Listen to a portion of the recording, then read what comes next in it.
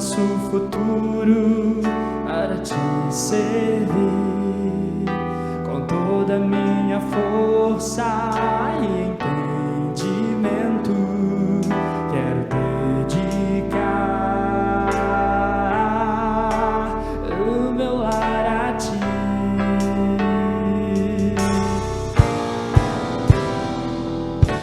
Quero consagrar meu lar a ti, o nosso futuro para te servir com toda a minha força e entendimento. Quero dedicar o meu lar a ti. Eu e minha casa serviremos a Deus. Eu e minha casa serviremos a Deus. Eu e minha casa serviremos a Deus com alegria. Eu e minha casa serviremos a Deus. Eu e minha casa serviremos a Deus. Eu e minha casa serviremos a Deus com alegria. Eu quero consagrar meu lar a ti, o nosso futuro para te servir com toda a minha força e entendimento. Quero dedicar o meu lar a ti.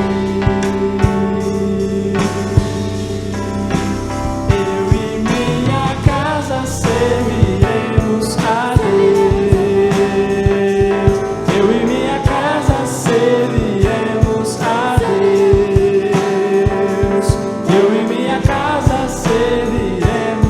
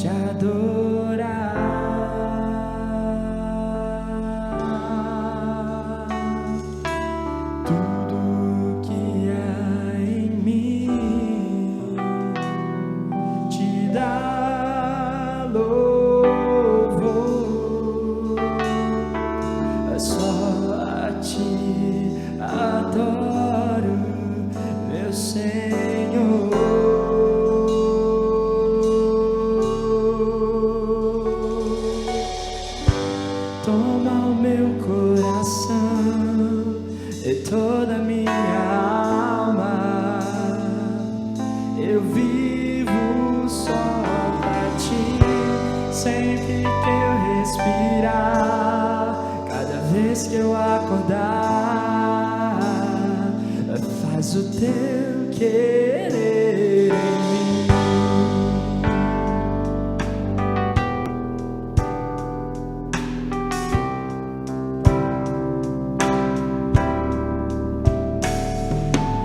Este é o meu desejo, Senhor, te honrar com o meu coração, te adorar.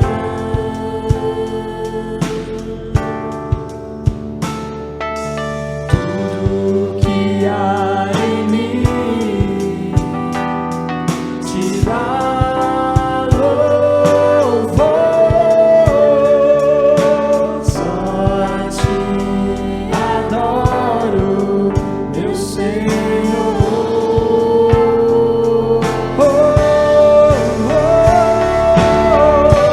Toma o meu coração e toda a minha alma.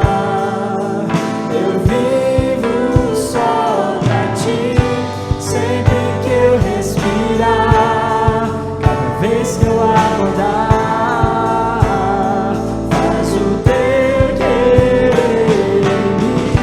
Toma o meu coração e toda a minha alma. Eu vivo só pra ti, sempre que eu respirar, cada vez que eu acordar, faz o teu querer em mim. Toma o meu coração e toda a minha alma. Eu vivo só pra ti, sempre que eu respirar, cada vez que eu acordar, faz o teu querer em mim.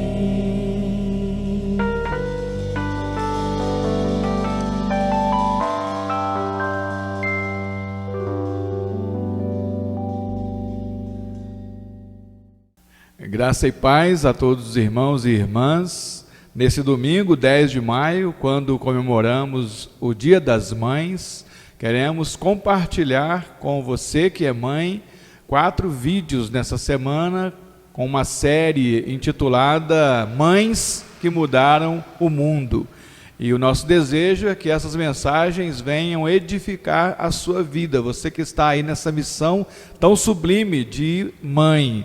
E um versículo da palavra de Deus que eu quero deixar com você é 1 Coríntios 15, 58, quando Paulo diz ali àqueles irmãos: sede firmes e constantes, sempre abundantes na obra do Senhor, sabendo que no Senhor o vosso trabalho não é vão. Mães, parabéns pelo vosso dia e que Deus as abençoe ricamente, em nome de Jesus. Graça e paz e boa semana. Susana Wesley era uma mulher de opinião e convicções muito fortes. Ela, ainda muito jovem, se casou com um reverendo chamado Samuel Wesley e juntos eles tiveram nada mais, nada menos do que 19 filhos. Quando as crianças ainda eram pequenas, eles sofreram um incidente muito trágico. A casa que eles moravam pegou fogo. Uma das crianças acordou na madrugada e viu as chamas e começou a chamar o papai e a mamãe, e todo mundo que morava na casa foi evacuando o lugar. Quando eles chegaram lá fora, eles perceberam que tinha uma criança faltando. Alguém tinha ficado dentro da casa pegando fogo. Era o 15º filho do casal, John Wesley. O pai, desesperado, tentou subir a escada por 2 vezes, mas a impressão é que o teto ia cair na cabeça deles. Então um amigo chegou, subiu no ombro de Samuel e eles conseguiram tirar a criança. Quando eles chegaram lá fora com John de apenas 5 aninhos no colo, Susana proclamava as palavras do livro de Zacarias: não é esse um tição tirado do fogo. Naquele momento, Susana entendeu que Deus tinha um propósito especial com aquela criança e redobrou seus cuidados para criar bem aquele filho. A impressão que eu tenho é que o dia de Susana tinha 40 horas, de tanta coisa que ela fazia. A história conta que ela separava 1 hora por dia para ter o seu momento com Deus, o seu devocional, o seu momento de comunhão com o Criador. Ali ela orava, ali ela lia a Bíblia, e as crianças sabiam que não podiam interromper ela naquele momento. Ver a mãe fazendo isso todos os dias foi algo que inspirou a vida de oração dos meninos. Outra 1 hora por dia era separada apenas para orar em favor dos filhos. Ela colocava cada criança debaixo do seu avental e ali com muito fervor ela pedia a Deus que usasse aqueles meninos e que cuidasse do futuro deles. Ainda uma outra 1 hora semanal era utilizada para estar sozinha em particular com cada um dos filhos, a fim de ter conversas espirituais e esclarecer dúvidas. Quando os filhos da Susana chegavam no 5º ano, no dia seguinte, ela começava a alfabetizar eles, e ela começava a alfabetizar pela Bíblia.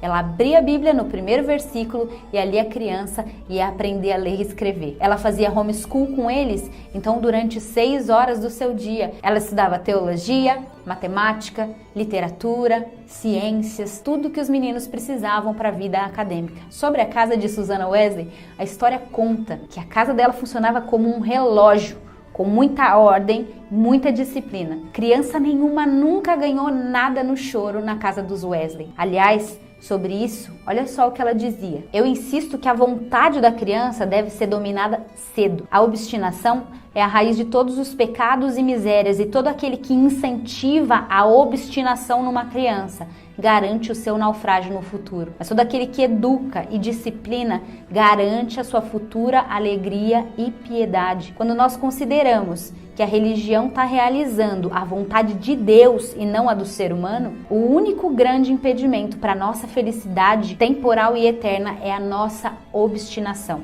Assim, nenhuma indulgência pode ser trivial e nenhuma negação deixa de ter recompensa. O céu ou o inferno dependem somente disso. Assim, o pai e a mãe que estudam uma forma de vencer a obstinação dos filhos trabalha junto com Deus na renovação e na salvação de uma alma. O pai que se submete à vontade, a todas as vontades da criança, faz a obra do diabo, torna a religião impraticável e a salvação inalcançável. Ao ceder a todas as vontades dos filhos, você os condena, corpo e alma, para sempre. Na casa dos Wesley tinha culto doméstico todos os dias. Todos paravam o que estavam fazendo para ir adorar a Deus juntos. Quando Samuel, o pai da família, tinha que viajar e passar muitos dias longe, Susana assumiu o controle e a direção do culto. E ela tinha tanto fervor, tanto fogo de Deus no seu coração, que os vizinhos vinham participar do culto para vê-la adorar e compartilhar a palavra de Deus. Quando Susana ainda era uma menininha, ela fez uma oração a Deus, pedindo: Deus, através da minha vida, acenda uma luz espiritual na Inglaterra que se espalhe por todo o mundo.